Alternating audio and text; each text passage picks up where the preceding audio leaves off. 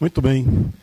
E é com muita alegria que nós recebemos hoje o nosso amigo, irmão, conterrâneo, né, César Perry.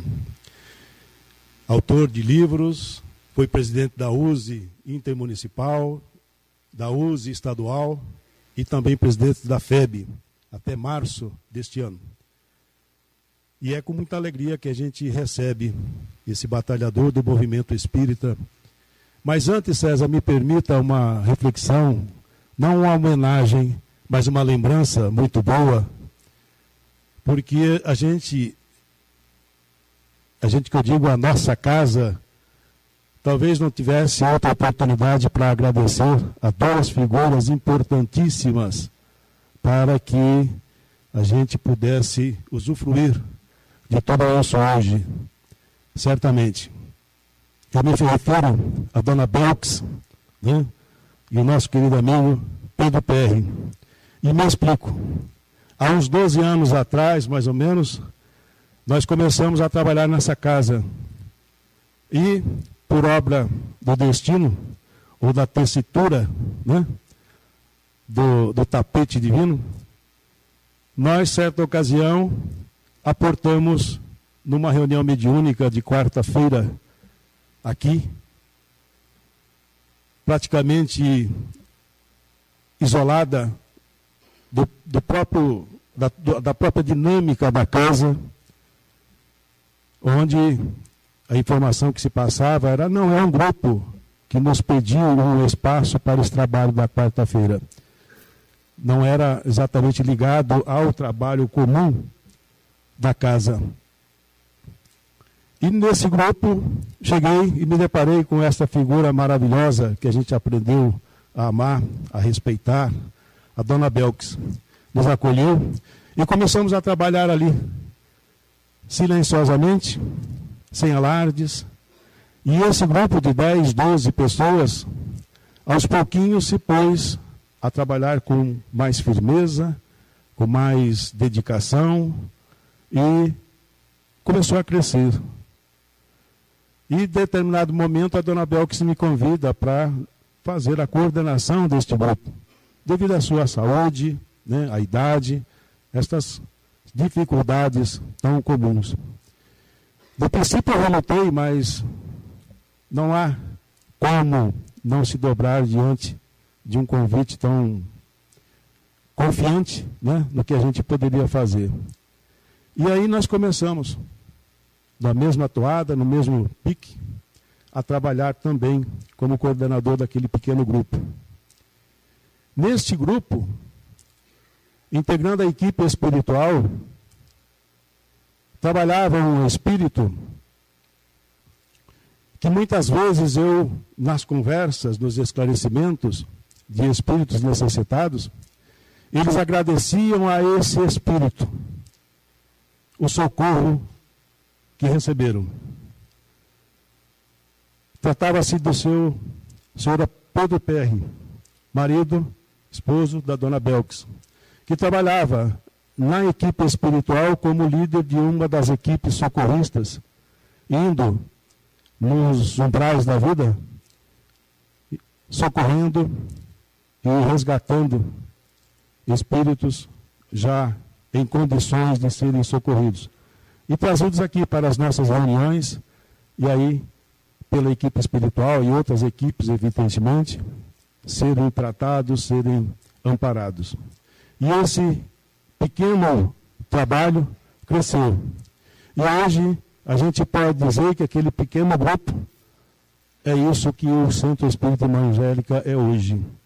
Graças à perseverança, o amor, o carinho desta mulher, que nos soube ensinar os caminhos de um espiritismo puro, de um espiritismo respeitável, de alegria, de fraternidade, de coração mesmo. Então a nossa gratidão, o nosso agradecimento a esses espíritos. Hoje ela está em Ribeirão, na companhia dos filhos, e o seu Pedro, nós temos notícia que nos últimos 6 meses se afastou da equipe espiritual, se preparando para o reencarne próximo. Então a nossa gratidão a eles, nesse momento, em que o nosso amigo César vem nos visitar. A nossa saudação. Seja bem-vindo, essa casa também é sua e nós queremos ouvi-lo. Seja bem-vindo. Prezados companheiros, integrantes aqui do Centro Espírita, irmã Angélica, da USE Municipal, USE Regional de Araçatuba e internautas da Rede Amigo Espírita. O fato do Gregório fazer a homenagem aos nossos tios, Delques e Pedro Perry, realmente nos sensibiliza. E, entre aspas, por uma coincidência, no trajeto de vinda aqui para o centro, eu estava recordando com a minha esposa exatamente do tio Pedro. Não ligado à história aqui, não estava ligado à história aqui do centro, mas me recordando dele. E realmente, eles tiveram um papel muito interessante no movimento espírita de Araçatuba e tendo a ver com o tema que nós vamos desenvolver nesta noite. As lembranças que temos de tio Pedro desde criança são lembranças marcantes, porque ele foi sempre simples e espontâneo na sua maneira de ser, independente das suas condições materiais ou financeiras ao longo da sua existência. Me recordo do seu apego ao Espiritismo, porque conhecemos o Espiritismo aos 8 anos de idade, acompanhando a nossa genitora em São Paulo, onde nós residíamos, e retornando aqui a Araçatuba. E num dos primeiros locais onde nós aportamos em busca do consolo e do esclarecimento espírita que se fazia necessário, foi a casa da senhora Irma Ragazzi Martins e de seu marido Francisco Martins Filho. Em reuniões domésticas, porque ela estava já enferma, embora ligada ao Centro Espírita Varas da Videira, onde tio Pedro fazia parte do grupo. E uma outra tia nossa de Virges, que também era muito ligada a essas atividades. Então, logo no início, nós tivemos esse contato com Dona Irma Ragazzi Martins, a médium por excelência, e depois nós fomos transitando por outras reuniões, e até que chegou um outro tio, Rolandinho, que veio na sequência. E nós tivemos a participação desse grupo, junto com Emília Santos, nos trabalhos preliminares que redundaram na fundação da instituição Nosso Lar. E tio Pedro era membro da diretoria, como outros parentes nossos também. Então, essa lembrança, ela se faz realmente bastante oportuna. Quando nós lembramos do Evangelho segundo o Espiritismo e o papel que ele deve representar em nossas vidas e no movimento espírita, torna-se interessante que o seu autor, Allan Kardec, ele se retirou de Paris, onde ele residia, por quase 3 meses, para o litoral francês, no Havre, numa cidadezinha chamada Saint-Adresse, onde era um local de veraneio. Mas por que ele procurou aquela cidade? Porque ele necessitava de um autêntico retiro espiritual, para facilitar a inspiração e a atuação dos espíritos, ajudando-o no tratamento que ele deveria dar às diversas mensagens, ao conteúdo que faria parte da nova obra. E é interessante que nesse período que ele ficou lá, quase 3 meses, ele mudou o projeto do livro. Então, foi um momento realmente significativo esse, em que ele ficou mais detido e retirado para elaborar o Evangelho segundo o Espiritismo. Naquele local, ele foi amparado por duas senhoras, uma delas a viúva Foulon, porque a sua esposa permanecia em Paris, e ele trocava correspondência mais de uma vez por semana com a sua esposa em Paris. Essa viúva Foulon desencarnou no ano seguinte, e logo depois ela manifesta-se na reunião da Sociedade Parisiense de Estudos Espíritas, e essas mensagens foram incluídas por Kardec em O Céu e o Inferno, como exemplo de espírito feliz, e nessa obra que neste ano se completa 150 anos de seu lançamento. Mas no Evangelho segundo o Espiritismo, logo na apresentação, Kardec define o objetivo do livro, que a preocupação não era estudar a natureza do Cristo, muitos detalhes históricos e nem o aspecto formal da letra, mas a essência, o ensino moral de Jesus. Por que o ensino moral? Porque exatamente esse ensino que permaneceu inatacável, inabalável ao longo dos séculos. E ele passa ainda a comentar na apresentação que era uma visão sob a ótica espiritual, portanto, livre de dogmatismo, livre de toda forma com a qual o Evangelho era analisado até então. Muito preso às letras, ou o controle do pensamento e da interpretação, porque não se permitia a livre interpretação das palavras de Jesus.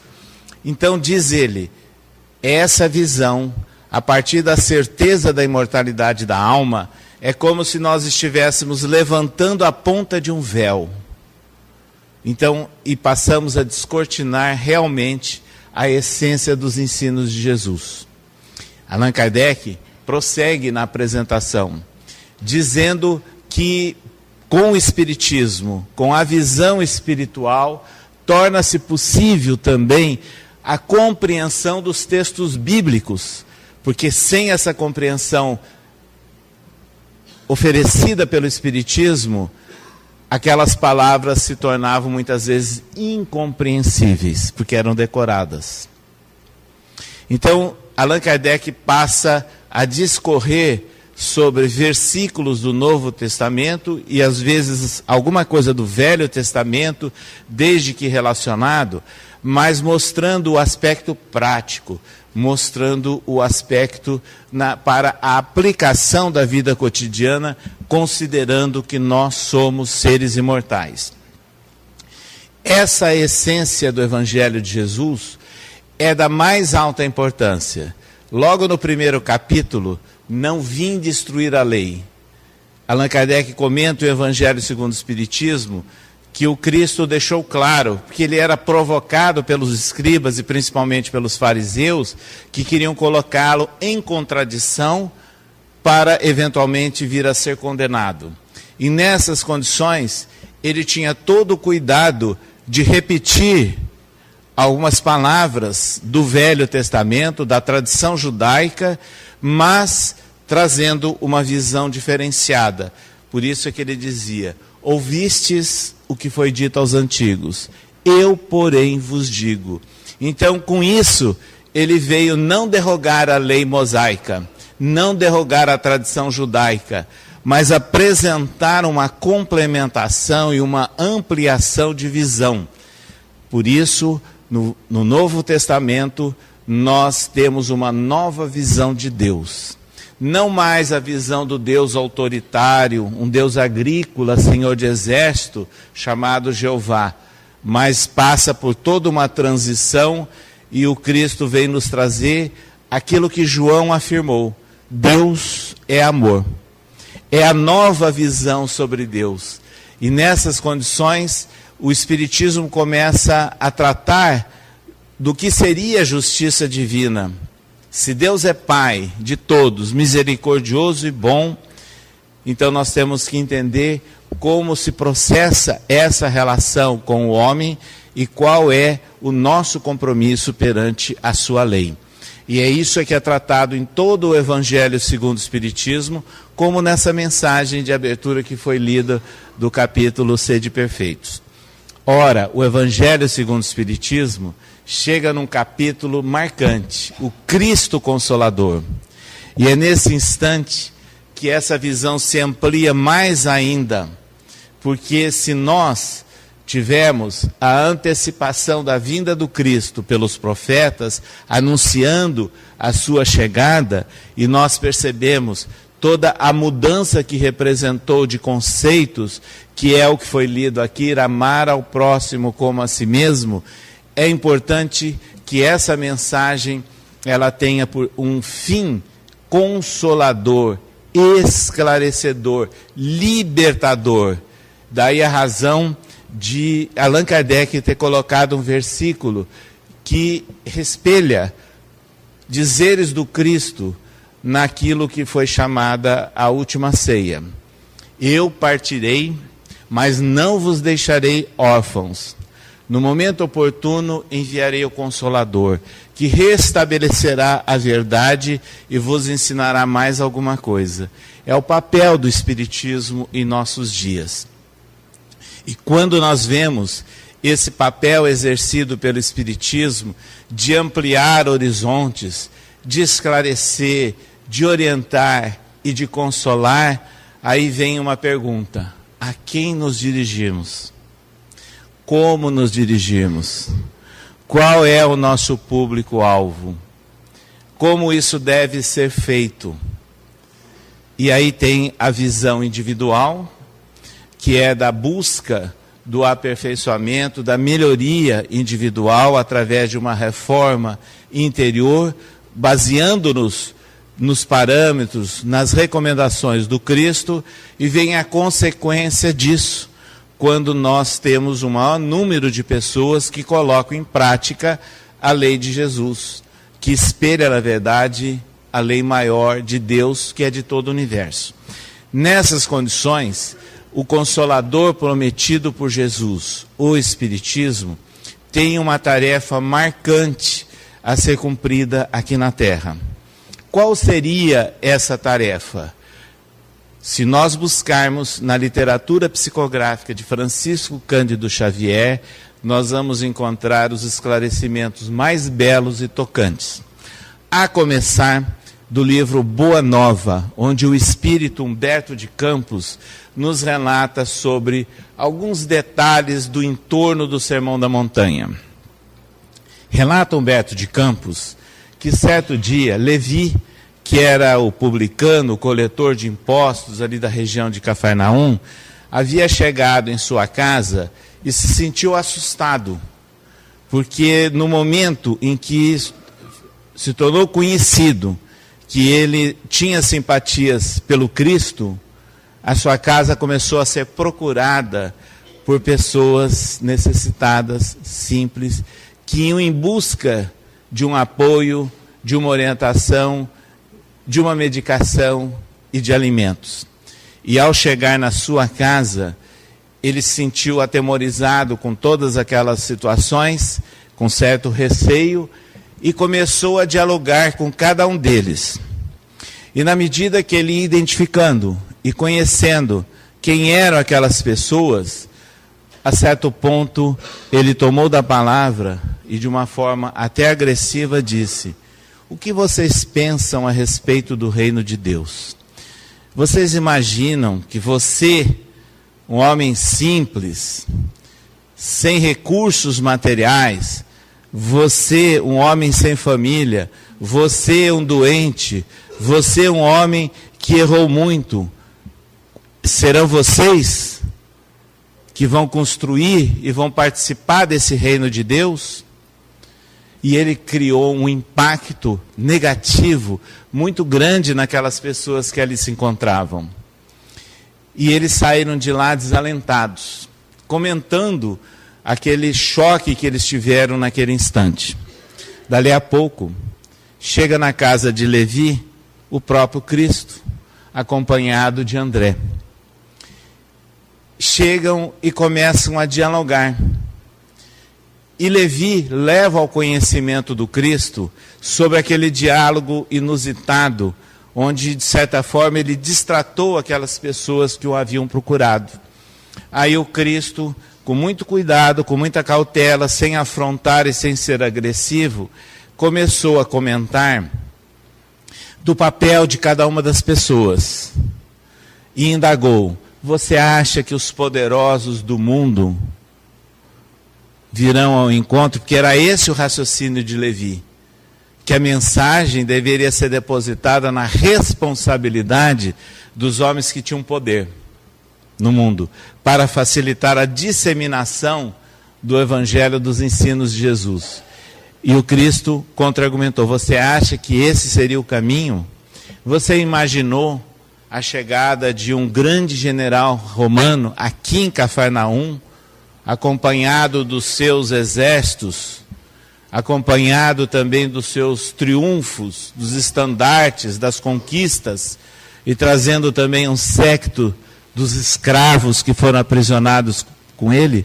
Será esse o homem que será depositário da mensagem do Cristo? E começou a dialogar, fazendo-o pensar naquela situação que ele havia criado momentos antes. E ao final da tarde, eles se dirigiram ali aos arredores de Cafarnaum e do próprio Mar da Galileia, e o Cristo subiu ao monte, e muitas pessoas estavam esperando a palavra do Cristo.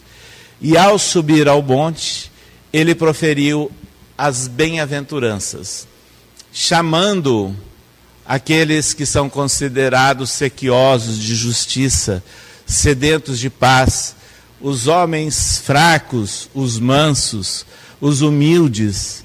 E nesse chamamento, através do Sermão da Montanha, ele ia sensibilizando e comovendo pessoas do povo que ali estavam, necessitados de todas aquelas orientações e de todo aquele estímulo. Assim, quando terminou, aquele povo havia mudado a sua atmosfera espiritual. E se antes eles estavam em crises de desalento, de dúvidas e de revolta, com a palavra do Cristo, eles tinham um novo semblante, porque divisavam um novo horizonte de esperança para as suas vidas e para o futuro. O Sermão das Bem-aventuranças é o ponto alto dos ensinos do Cristo e é também considerado a parte essencial de uma autêntica doutrina social para o futuro. Nessas condições, toda a essência do Sermão das Bem-aventuranças, ele movimentou a intimidade de todos os presentes. E ao terminar, o Cristo voltou a dialogar com Levi e perguntando como ele havia sentido, como ele havia reagido frente a todas aquelas afirmações. E aí Levi foi sincero, que agora ele havia entendido a quem ele deveria se dirigir. E mudou o rumo da sua existência, e a sua casa voltou a ser realmente um centro de interesse e de busca daqueles que queriam apoio espiritual e material, e ele veio a se transformar com o tempo em Mateus, que redigiu um dos evangelhos. É importante nós pensarmos nesse diálogo que Humberto de Campos retrata no livro Boa Nova, psicografado por Chico Xavier, porque nós passamos a sentir quem é o nosso público-alvo. E é importante pensarmos também que Francisco Cândido Xavier, que é sem dúvida nenhuma um divisor de águas no movimento espírita de nosso país, que representou um intérprete fiel dos ensinos de Jesus, não só nos livros publicados, como na sua existência, no seu dia a dia. E nós tivemos a feliz oportunidade de conhecê-lo e de visitá-lo durante quase 20 anos, no período que nós morávamos aqui em Araçatuba, São Paulo, e até levando alguns companheiros, alguns estão aqui ainda, até Uberaba, participando das atividades ou da comunhão espírita cristã ou depois do grupo espírita da prece. E nós aprendemos muito com Francisco Cândido Xavier. Quando nós chegamos no grupo espírita da prece, recém-fundado por ele em 1975, depois dele sair da comunhão espírita cristã, nós encontramos um ambiente muito simples, mas repleto de pessoas. Uma multidão que formava filas atrás do apoio e do consolo de Chico Xavier. E ele, todo atencioso, ficava horas e horas conversando, dando a mão para cada uma das pessoas.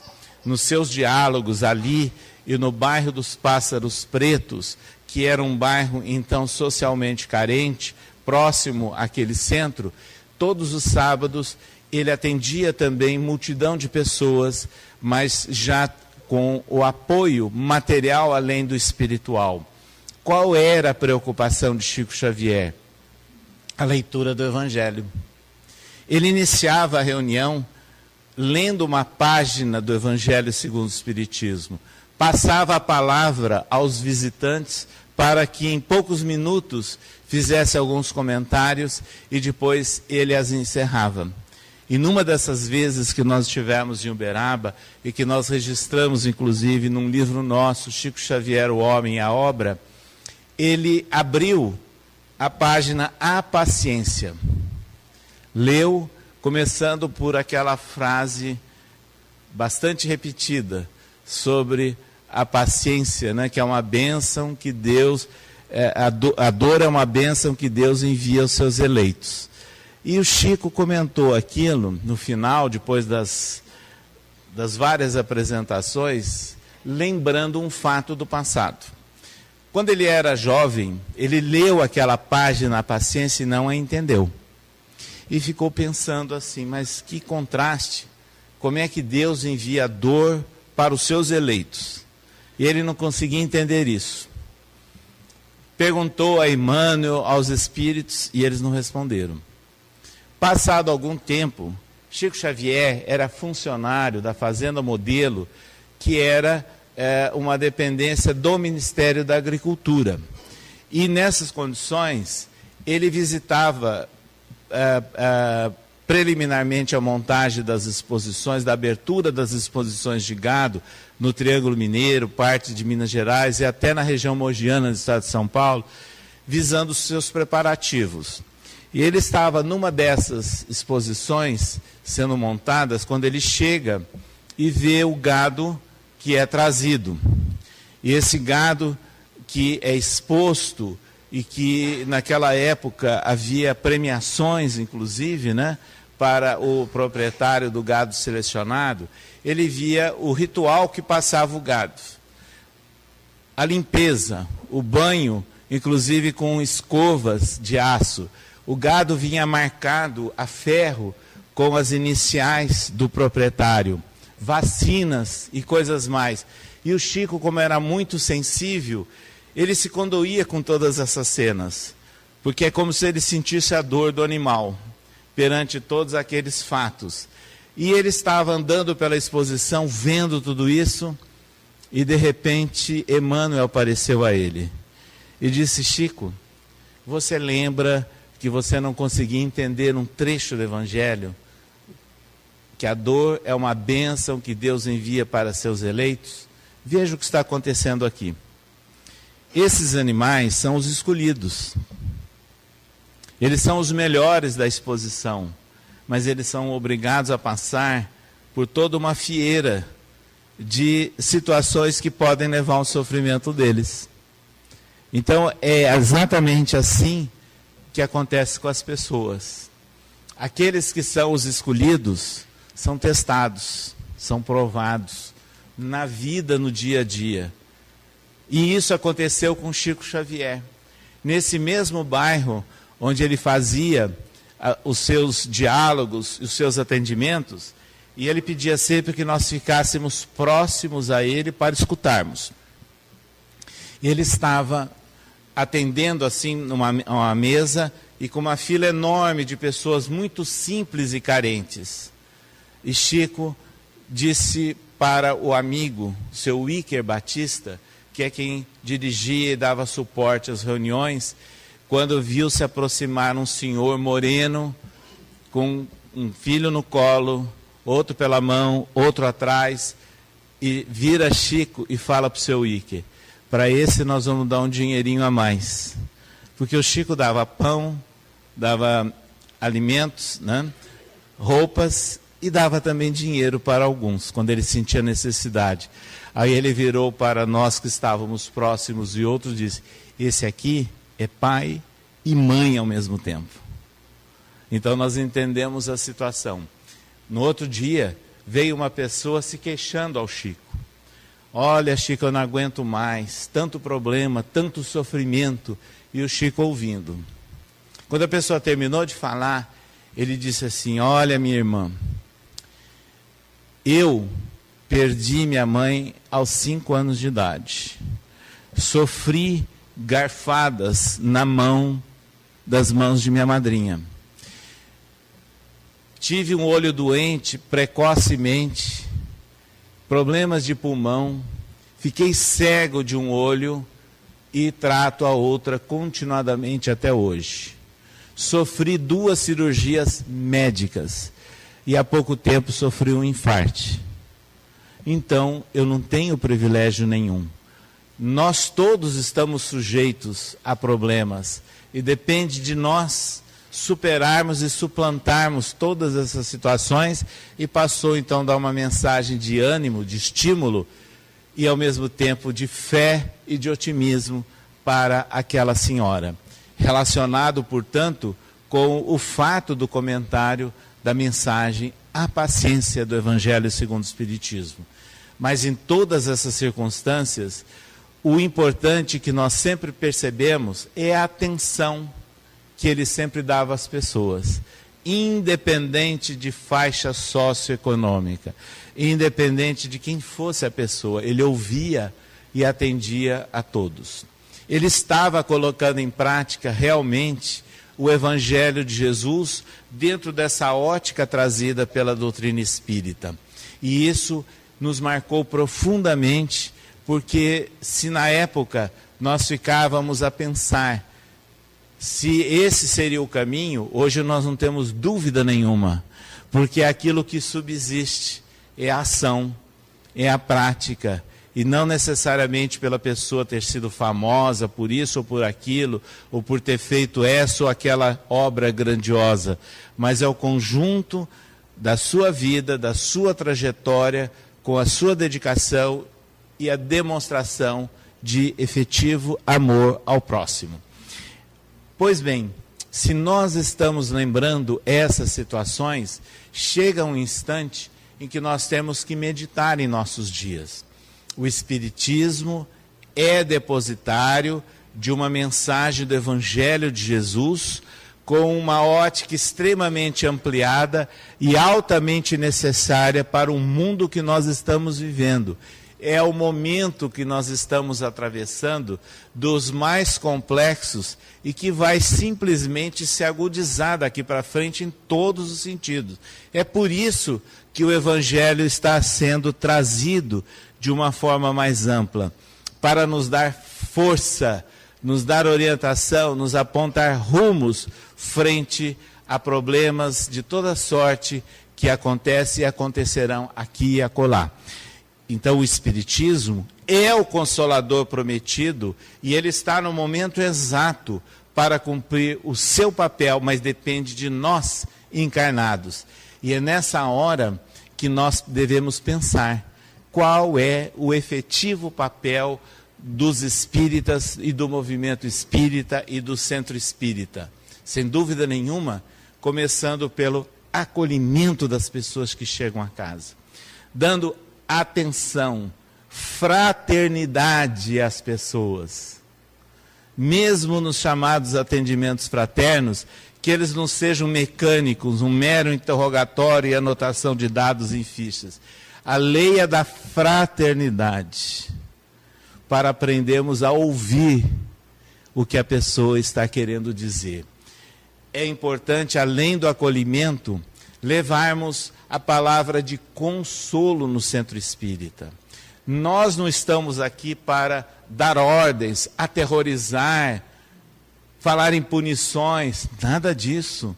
Não foi o ensino trazido por Jesus, mas é, mais uma vez, o do exercício da fraternidade, para que a palavra e para que as oportunidades de ação no centro espírita reflitam esse estado de coisas.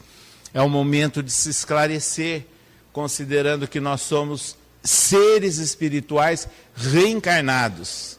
Então nós continuaremos a viver após a morte do corpo numa outra dimensão. Qual o significado disso? Muda substancialmente. Por isso é que Kardec escreveu na apresentação do Evangelho segundo o Espiritismo, que essa obra veio como que levantar a ponta de um véu, porque nos traz a certeza da imortalidade da alma. E isso é tão importante que Eurípides Barçanufo, lá no interior de Minas Gerais, na pequena cidade de Sacramento, no começo do século passado, ele que era uma exceção para a época, porque tinha preparo intelectual dentro do contexto da sua cidade, era professor, vereador, coroinha, pessoa assim de estima por parte do pároco, mas ele não conseguia entender aqueles sermões sobre as bem-aventuranças. E um dia ele arriscou e pediu ao padre se ele autorizaria ele levar a Bíblia da igreja para casa, porque naquela época não era permitido, e estudasse e meditasse nos ensinos de Jesus. O padre concedeu, ele estudou as bem-aventuranças, não as entendeu. E perguntava, mas como que o Cristo prometia tantas coisas, se nós só vemos contrastes, problemas, perseguições, criaturas morrendo precocemente? É bom saber que a média de expectativa de vida naquela época era em torno de 35 anos de idade, morrendo precocemente. Como que o Cristo promete tantas coisas nas bem-aventuranças? E ele não entendia. Até que certa feita, mais uma vez, recebi uma visita em seu lar, que era o lar de sua mãe, a do seu tio, senhor Mariano, e que havia fundado um centro na cidade, aliás, na fazenda de Santa Maria, nos arredores de Sacramento. E Eurípides era muito inteligente, mas ele zombava do tio. E quando o tio chegava, ele dizia assim, que história é essa, meu tio, que os espíritos estão falando lá, jogando pedra no centro? Que brincadeira é essa? E o tio não sabia responder, porque ele não aceitava as justificativas do tio. E uma das vezes que o tio ia para Sacramento para pernoitar na casa da irmã, ele foi preparado. E a hora que o sobrinho chegou, com as mesmas colocações, ele disse, meu sobrinho, tudo o que eu gostaria de dizer a você e não tenho condições está dentro de um livro que eu trouxe agora. Depois da morte de Leon Denis. Eurípides, naquela noite, dormindo no mesmo quarto do tio, à luz de lamparina, não dormiu. Leu o livro. No dia seguinte ele não foi trabalhar. Retirou-se até uma gruta próxima, no local aprazível, e ficou lendo o livro, e no final do dia agradeceu ao tio.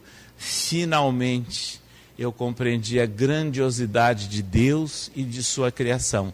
E a partir daí ele passou a compreender as bem-aventuranças. Então veja o papel do Espiritismo no consolo, no esclarecimento e na orientação de vida, porque coloca em prática a mensagem de Jesus.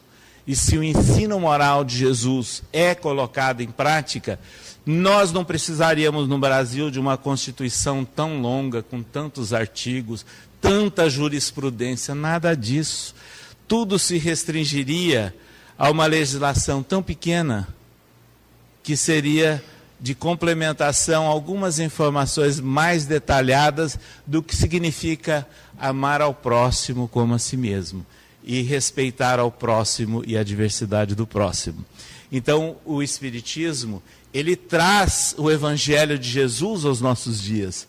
Entretanto, nós temos que fazer o nosso esforço para que essa mensagem seja levada. Para quem e como? Basta olharmos a população de nosso país.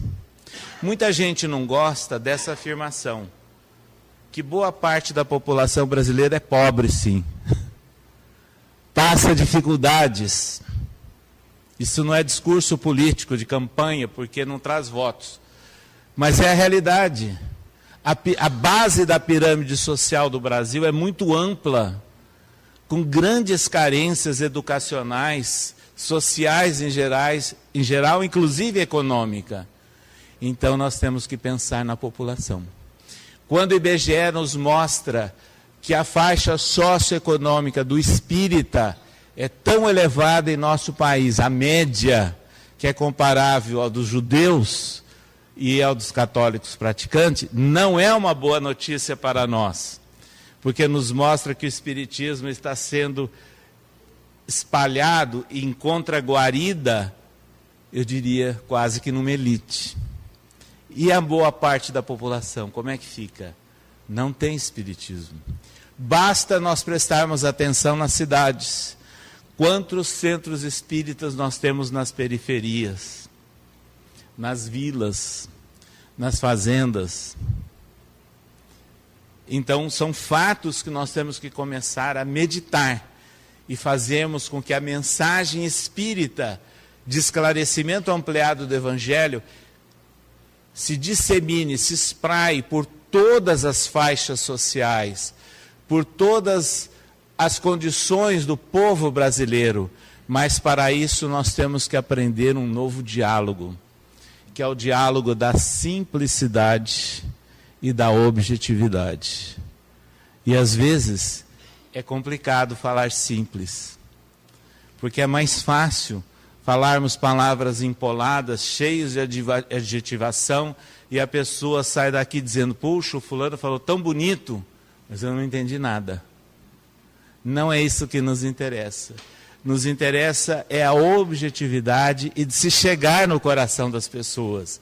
Daí a razão de nós termos que mudar um pouco o foco dos nossos pensamentos, das nossas propostas de ação, e inclusive dos nossos textos, para que eles cheguem a grande parte da população. E é interessante que hoje, apesar de toda a nossa juventude, nós já aprendemos muito em nossa trajetória de vida. Quando nós lembramos aqui, através do Gregório, que homenageou tios nossos, estavam recordando do início do nosso contato com o Espiritismo, criança, adolescente, participando inclusive dos primeiros momentos de estudo de um grupo que deu origem à fundação da instituição Nosso Lar. Naquela época, o loteamento Planalto era muito longe. Aquilo era para lá da periferia de Araçatuba, quando foi iniciado. Pois bem, naquele local onde o Nosso Lar foi inaugurado em 1961, com uma área pequena, albergando inicialmente famílias, e com um salão bastante pequeno, onde se reuniam as pessoas para as explanações do Evangelho segundo o Espiritismo, do Livro dos Espíritos e a aplicação do passe. Não tinha forro, tudo era simples, a mobília, tudo era doado, bastante simples. E as pessoas que chegavam lá do bairro, que alguns vinham até de mais longe, vinham sedentas. Me lembro muito bem nos anos 60, na época que existia o Mobral, alguns daqui já escutaram falar, né? O Movimento Brasileiro de Alfabetização. Uma das pessoas que frequentavam aquela reunião era analfabeta.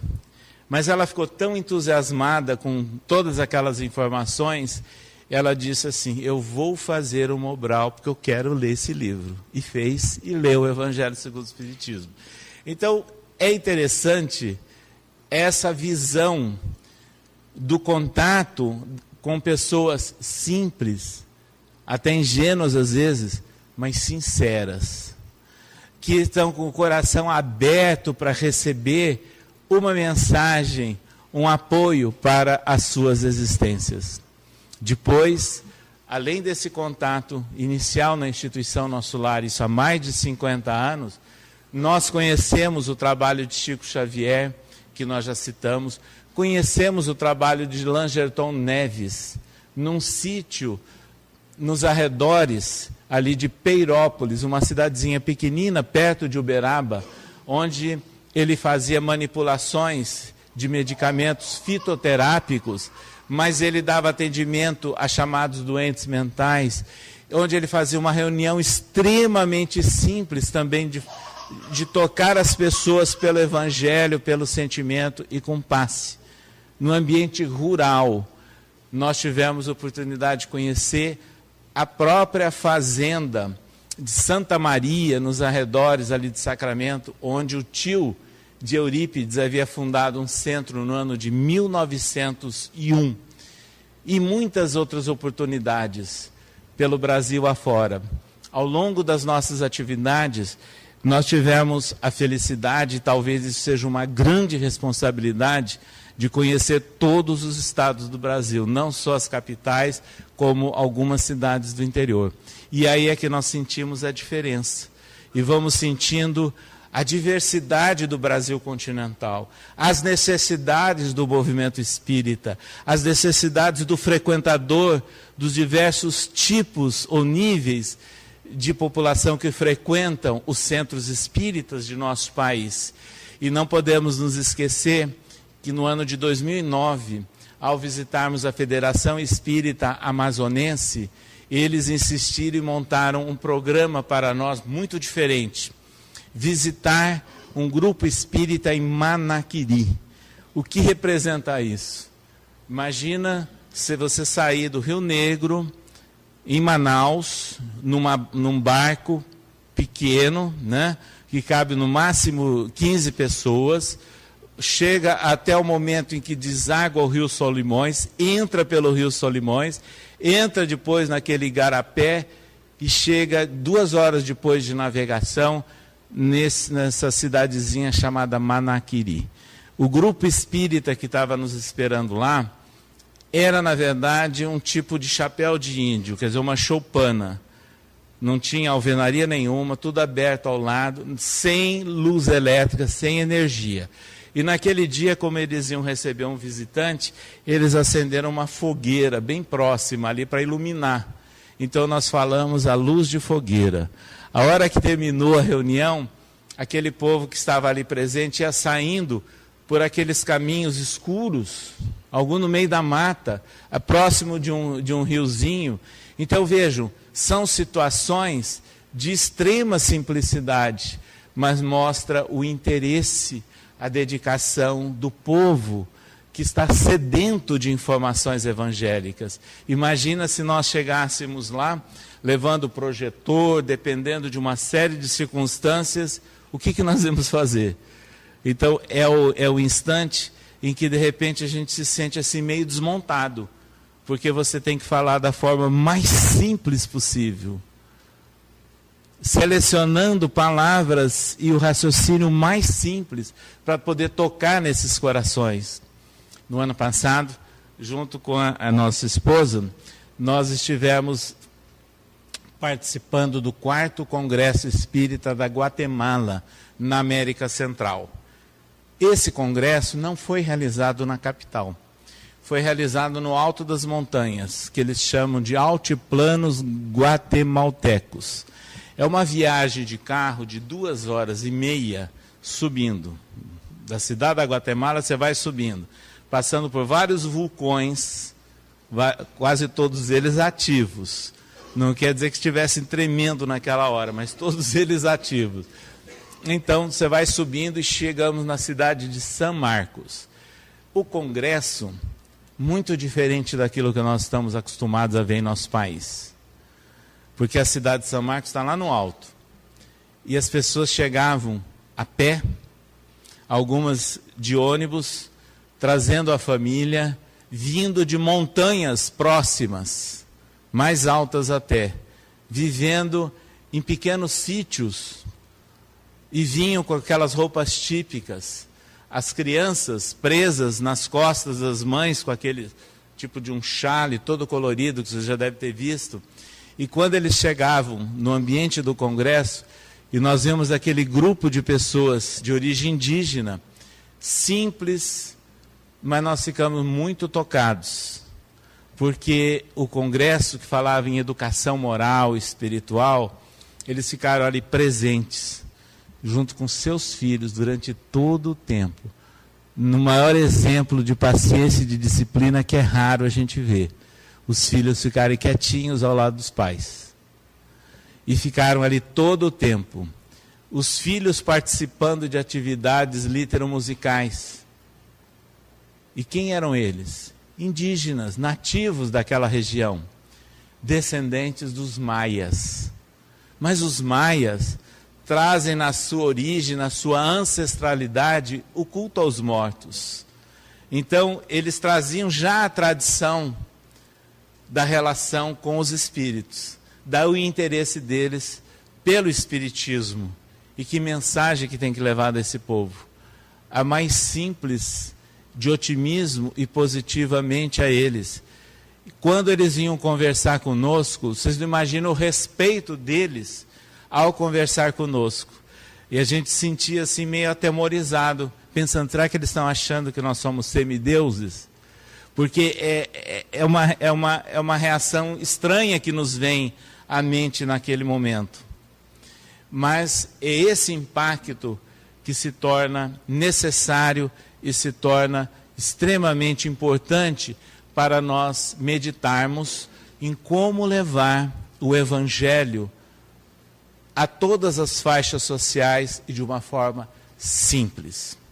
Ora, esse choque de realidade que se faz necessário em nossos íntimos e nossos espíritos é que nos fez e nos provocou uma grande reflexão. E se durante toda a nossa vida, toda a nossa trajetória profissional ou espírita, nós começamos a ver outros horizontes, de repente a gente retorna à origem. Aquela base inicial que nós conhecemos dentro da simplicidade e do contato com as pessoas que são carentes, mas ao mesmo tempo elas estão nos ensinando. Porque se nós começamos a escutar as dificuldades, as tragédias que muitos passam, nós podemos até nos sentir envergonhados quando reclamamos dos problemas que a gente está sentindo ou vivendo em algum instante da nossa vida. Isso tudo nos faz refletir nos ensinos do próprio Cristo. Jesus, ele aparecia assim nos templos, mas ele aparecia nos templos para chamar a atenção de uma nova visão sobre Deus. Não o Deus mais autoritário, mas o Deus amor.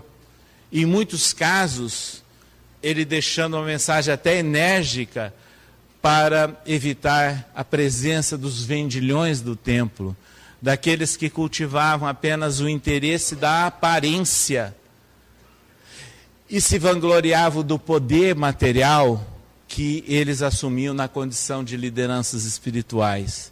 Jesus era simples nas suas afirmações, nas suas colocações e no relacionamento com as pessoas, apesar de toda a sua enorme evolução e da sua sabedoria, mas ele se colocava como simples. E aí nós lembramos do grande apóstolo Paulo de Tarso, o doutor da lei, o homem destacado, importante, rico, que de repente renuncia a tudo isso e se transforma no maior apóstolo para a divulgação do cristianismo, mas lidando com as necessidades de cada comunidade, atendendo-as e ombreando com elas, nas suas necessidades materiais e espirituais. E foi exatamente Paulo que escreveu: eu me fiz fraco para viver com os fracos. Então nós temos que aprender também com Jesus e com os apóstolos, com os cristãos primitivos, que é possível, mas é absolutamente necessário em nossos dias, convivermos com a população para levarmos o apoio de que ela necessita no tocante à realidade espiritual. Daí Emmanuel, no romance Paulo e Estevão, ele relatar o início das primeiras agremiações cristãs, que eram pequeninas, com homens do povo, simples, em ambientes assim totalmente desprovido de qualquer conforto, mas havia ali um ambiente de grande solidariedade, de fraternidade, e diz Emmanuel, de atendimento à população menos favorecida. E em função disso, ali ocorriam as mais belas manifestações espirituais. Então os espíritos superiores, eles estão presentes não porque há estudo, não porque há homens letrados. Eles estão presentes onde há boa vontade, onde há amor e dedicação. E é isso que nós temos que aprender sempre. Fica, portanto, o nosso recado a todos vocês, da mesma forma que fazemos as nossas reflexões, que em conjunto possamos fazer, porque nós precisamos levar a mensagem de Jesus com esse potencial de aumento que é oferecido pela doutrina espírita para compreendermos as suas nuances, os seus detalhes, mas é a grande mensagem que pode levar o esclarecimento, o consolo, o acolhimento espiritual e a fraternidade acima de tudo para libertar os espíritos.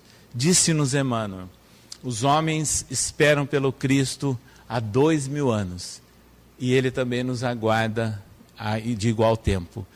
É o momento agora de nós assumirmos o nosso compromisso espírita como depositários de uma interpretação ampla que nos descortina o mundo espiritual e passamos a realmente captar a beleza e a sonoridade da mensagem de Jesus. A todos muita paz. Obrigado. Rede Amigo Espírita, uma ferramenta de união, interação e divulgação do movimento espírita. Acesse www.redeamigoespírita.com.br e confira nosso acervo disponível. Rede Amigo Espírita, divulgando, instruindo e unificando.